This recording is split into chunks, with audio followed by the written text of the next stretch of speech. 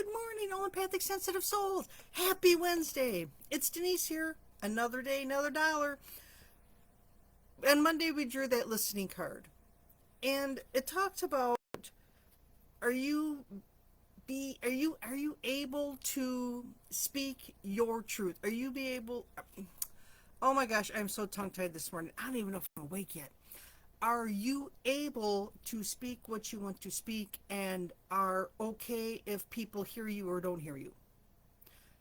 And the flip side was, are you listening as others speak to you? Are you hearing what people are saying to you? I mean, really listening and hearing. And then last night, an aha hit me that, am I listening to myself? Am I listening to my body? Am I listening to my aches and my pains and things I should do and shouldn't do, and my own intuition of, do I feel like I should do this or shouldn't do this? And what's the best case scenario for me? What's the best next step I should be doing? Should I take a nap or should I go for a walk? Last night was take a nap. I'm still recovering from flying home and being cramped in my seat, and it really took a toll on my knee and my hip. So I've been struggling a lot, and walking right now is a little difficult, especially if I went to do any type of distance. So I'm listening to my body. And then last night also, I went to a picnic, and I had my great niece with me. And she said that, oh, I saw 2 cops. We're looking for a third when everything comes in threes. And I'm like, threes? I only saw one. Where's the second one? Oh, I saw him in town. What? Did you really see a police officer? Where was he? What was he driving?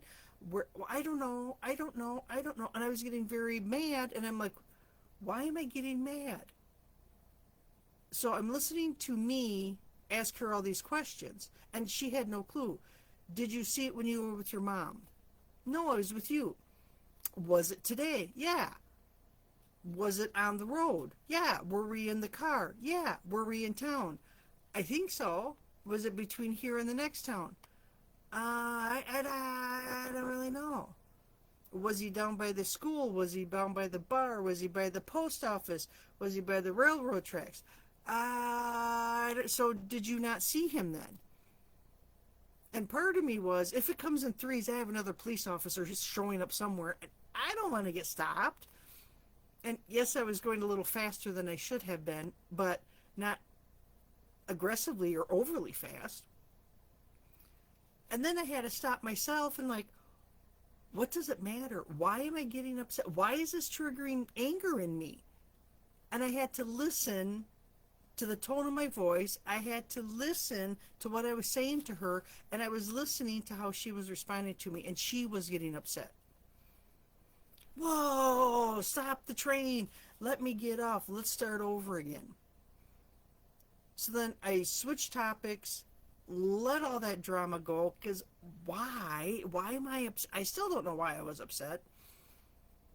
And focus in on, let's have a good time tonight. Let's have fun tonight. We're going to stop at the store and pick up some chips and dip, because it was a last minute thing for me. My brain was not functioning and focused in on, this is what I am doing on Monday night. So on Sunday I could have went, I was at the store, but did I remember it? No, I didn't remember to pick up anything then. So I had to listen. I had to listen to myself and my reaction, and then I had to listen to her and how she was reacting to me being off the charts upset. And I still don't know why. So listening. I was listening to myself. Ridiculous sounding if you ask me. And I had to reel myself and rein myself in. Stop the insanity. And refocus, regroup. Throw all the hoopla out the window and talk to her about something else, so I wouldn't get upset again. But I still don't know why I was upset in the first place. I don't know. But the listening card came in handy. It reminded me to, Denise, stop and listen. This is ridiculous. You're getting upset over absolutely nothing. You're frustrated over absolutely nothing, and you're upsetting her over absolutely nothing. So listening. And then I had to listen to her, and that was fine because we switched into silly mode, and that's great because silly mode really helps us to release the stress and the tension, so we were in a good mood, and we were both and she can be silly. We were having a great time by the time we got to the picnic. Listening. It's a great card. It's a great reminder to, one, you can stand up and use your voice. You can set your boundaries. You can stand in your power and say, hey, I have an opinion and this is my opinion. And a lot of it, and it is really hard, especially at the workplace where you're usually dismissed. I can't tell you the number of times that I would go to say something and people would turn and walk away from me because I'm dismissed. I am not important enough to have an opinion and to give my opinion. And it's taken me several years, a lot of tears, to work through the drama and the trauma and to be able to stand up and say, hey, wait a minute, I want to say something. And it surprises them, and they turn around and they actually listen. Because I'm usually very meek and mild. And now, no, wait a minute, I want to talk about this. No, I don't agree with that. Well, what about this? Oh, yeah, we never thought of that. Well, why didn't you say so? I am saying something. And then I have to get back to my office, and are there tears shed? Oh, sometimes there are, because it's such a dramatic, traumatic experience for me, because I'm usually not confrontational. But because I've been working on healing myself, I can stand up and talk. My local Toastmaster club has helped me get over my fears.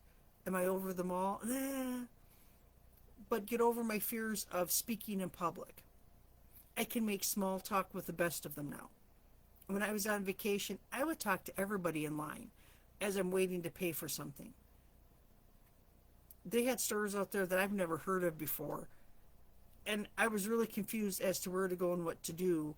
And a lot of the people have an accent that I am hard of hearing, and I was having a heck of a time. So I would find somebody and ask them, is this the line I'm supposed to be in? Where do I pay for my stuff? How, because I'm not into stealing, so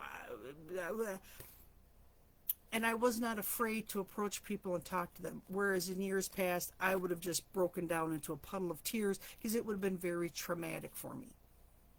So working on healing yourself to get to the point where you can use your voice. And then you're in a place where you can listen. And I can regulate my emotions, and I can regulate my reactions and set it to the side and listen to what the other person is saying. And it's a hard-won thing. If you want to work on yourself and you want to work on getting over this fear of speaking out loud or actually speaking, let me know. Drop me a message, drop me a comment, send me an email. As an intuitive emotional healer, I help you break through those locks, those feeling stuck, the I can't do this. I help you break through that and free yourself from that. Give me a message.